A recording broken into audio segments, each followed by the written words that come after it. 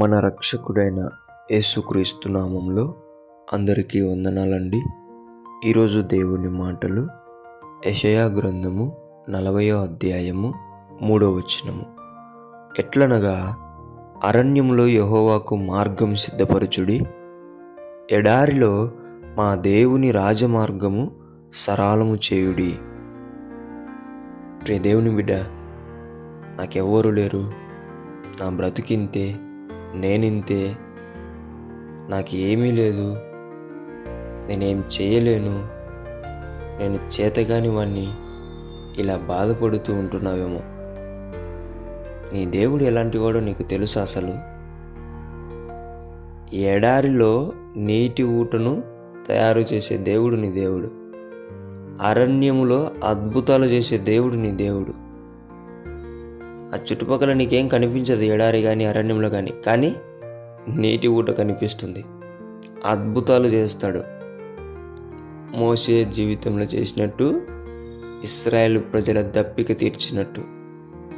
భయపడద్దు దేవుని బిడ్డ, చింతించకూడదు, ఆలోచించకూడదు. అసలు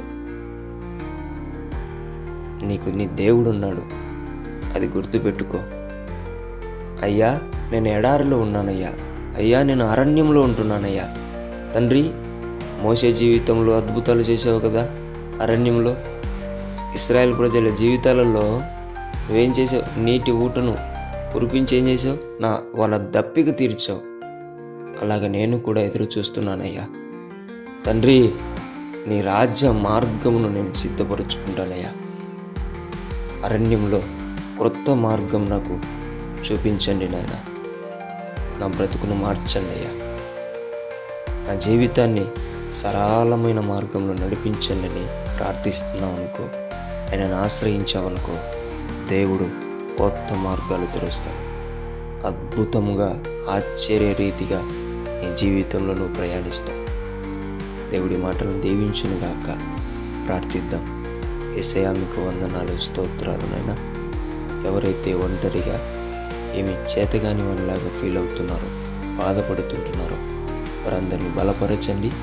వారి జీవితాలలో నూతన మార్గమును నీవే వారికి దయచేసి, వారి మార్గమును సరళము చేసి, వారి జీవితాలలో ఎడారిలో ఉంటుండగా, అరణ్యంలో ఉంటుండగా నీవే వారిని పట్టుకొని లేవనెత్తమని యేసు నామములో ప్రార్థిస్తున్నాం తండ్రి.